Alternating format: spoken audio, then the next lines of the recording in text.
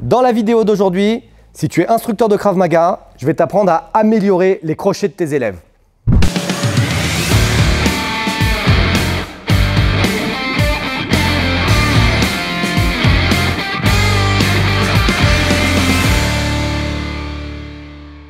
Cette vidéo est destinée aux instructeurs de Krav Maga ou aux futurs instructeurs de Krav Maga et mon but est d'améliorer tes compétences pour transmettre un Krav Maga de qualité à tes élèves. Avant cela, je t'invite à rejoindre les emails qui peuvent sauver ta vie. Ce sont des emails que je t'envoie régulièrement et qui contiennent du pur contenu sur la défense et le Krav Maga. C'est des emails qui vont t'apprendre à te défendre, développer ta confiance en toi et ton mental. Améliorer les crochets de ses élèves. Encore une fois, dans cette vidéo, je m'adresse vraiment aux instructeurs de Krav Maga. On va parler de pédagogie.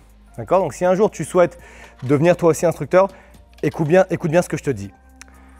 Le crochet, il y a plusieurs erreurs qu'on peut retrouver chez les élèves. Je vais te donner des indications spécifiques pour pouvoir corriger ces erreurs. Une des erreurs qu'on retrouve, c'est l'élève qui vient taper avec le coude vers le bas. D'accord ? C'est-à-dire qu'au lieu d'avoir un crochet où il a son coude en haut et il protège bien son visage lorsqu'il vient taper, eh ben, ils ont le coude en bas. La plupart du temps, c'est parce qu'ils sont un peu flemmards et qu'ils ne veulent pas lever le coude parce que ça fait travailler un peu plus les muscles. Ou la seconde option, c'est qu'ils n'ont pas encore compris le mouvement. Donc du coup, lorsqu'ils frappent, si jamais on monte juste cette main, tu vas voir ce genre de choses. Okay, donc il va sortir de la puissance et il va frapper ici avec le coude en bas. Sauf que ce n'est pas du tout ce que tu souhaites en tant qu'instructeur. Donc, tu peux lui dire à ton élève, lève le coude, c'est possible qu'ils ne comprennent pas. D'accord ? Les personnes, ils sont soit auditifs, soit visuels, soit kinesthésiques. Donc, parfois, tu dis lève le coude, lève le coude, lève le coude. L'élève, il te regarde, tu fais ouais, là, je lève le coude, ouais, il n'y a pas de problème. Sauf qu'il ne comprend pas ce que tu lui dis. Donc, il va falloir utiliser un autre mouvement pour essayer de lui faire comprendre. Et dans l'exercice que je te montre aujourd'hui, on va utiliser ce qui s'appelle la kinesthésie. Ça veut dire le contact pour que l'élève puisse comprendre. Ça veut dire quoi ? Ça veut dire que lorsque mon partenaire va avoir les pattes d'ours, on va mettre les pattes d'ours dans cette situation-là, dans cette position. Donc, une patte d'ours devant, qui va représenter la garde de mon partenaire, et une patte d'ours derrière, qui va représenter le visage de mon partenaire. Okay ? Et évidemment, celui qui tient les pattes d'ours avec le visage bien en retrait, pour ne pas prendre le coup si jamais, comme je suis encore en phase d'apprentissage, si jamais je me loupe. Et la position entre les pattes d'ours, c'est légèrement écartée, et pour qu'on puisse retrouver ce mouvement. C'est-à-dire que vous voyez que ma garde, elle n'est pas alignée avec ma tête. Donc si jamais il fait ça, moi je peux continuer à frapper ici avec le coude en bas, ça ne pose pas de problème. Donc il faut écarter un petit peu. Et de cette position, l'indication que tu vas donner à tes élèves, c'est essaye de frapper sans toucher ce bras. D'accord ? Donc là, on a la kinesthésie qui est mise en place. Ça veut dire qu'on a un contact direct avec son corps qui fait que si je continue à taper avec le coude en bas, ben, la première chose que je touche, c'est ce bras. Donc au début, il va être un peu gêné et il va comprendre rapidement qu'il faut lever le coude pour frapper. Donc évidemment, il peut y avoir un petit contact à un moment, mais il va comprendre qu'il va falloir faire le tour de l'avant-bras, lever le coude pour pouvoir passer derrière. D'accord ?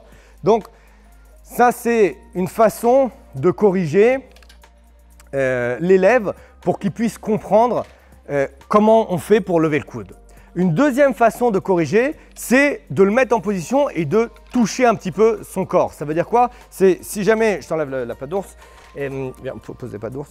Si jamais l'élève est en position et je lui dis mets un crochet et que je vois son coude vers le bas, je peux dire ok, ne bouge plus. Je lève et je dis ok, force un peu, contracte un peu, contracte un peu. Donc je vais toucher, ça veut dire que dans son esprit, il est en train de retenir le mouvement avec l'impact pour pouvoir se dire ok, c'est ça la position. D'accord ? Donc entre cette position où son coude est en bas et cette position où son coude est en haut. Si on fait avec le gauche, ici le coude est en bas, donc là je demande à mon élève de s'arrêter, je dis stop, ne bouge plus, je lui lève moi-même le coude et je viens taper pour qu'il retienne la position. Ok, reviens en arrière, refais, ok, ne bouge plus. Donc moi-même, j'utilise ma main pour corriger. Ça veut dire qu'on est encore sur du kinesthésique. Et il y a des élèves qui ont besoin de kinesthésique pour pouvoir fonctionner correctement. Une autre erreur qu'on trouve, c'est les élèves qui viennent frapper et qui laissent leurs bras dans le vide, d'accord, qui ne font pas un retour de frappe. Donc le coude est en bonne position, il n'y a pas de souci, ça ils ont compris, sauf que quand ils frappent, après ils restent dans le vide et ils reviennent ici 3 heures plus tard. Ce qui veut dire que si jamais on est en combat et que quand je tape, toi tu recules un peu la tête, je suis ici et là je peux prendre un contre au visage, donc ça peut être excessivement dangereux. Donc dans cette position, on peut aussi faire du kinesthésique. Ça veut dire aux élèves, lève le coude, mets-toi en position, super. Et tu vas rapidement revenir pour protéger ici. Il faut que, moi je vais essayer de toucher, toi tu sois revenu en position avant que je touche. D'accord? Donc s'il tape ici, ok, encore.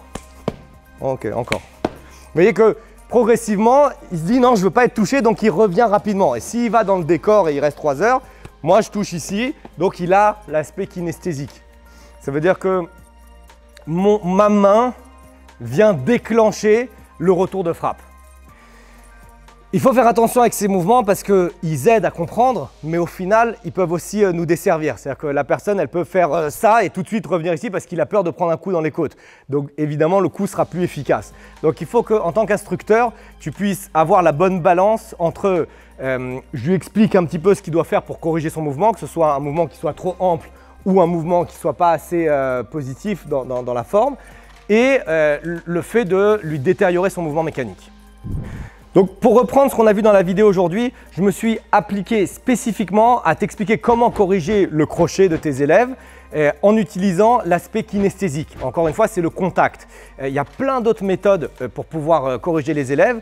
Moi, j'organise régulièrement des formations instructeurs et des accompagnements pour les instructeurs. Si tu souhaites devenir instructeur de Krav Maga, tu trouveras sous la vidéo un lien qui te permettra d'accéder à toutes les informations. Mais pour la vidéo, retiens bien quelque chose de très précis.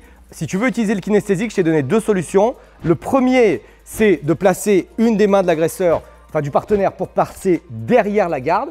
Et du coup, le fait de toucher sa garde, ça me fait le feedback kinesthésique. La deuxième chose, c'était, sur la deuxième erreur la plus courante, le manque de retour de frappe. Le partenaire, quand il reçoit le coup, il vient essayer de toucher les côtes. Et là, tu frappes, tu ramènes. Tu frappes, tu ramènes. Tu frappes tout de suite, dès que c'est frappé, bam, je ramène pour protéger les côtes. Ce sont les 2 éléments importants. Je t'invite à corriger ça sur tes élèves. Je t'invite à vérifier que tes élèves ne fassent pas ces erreurs. Si tu as des questions, n'hésite pas à la poser sous la zone située sous la vidéo, dans la zone de commentaires. Et je te retrouve très vite pour une autre vidéo. À bientôt!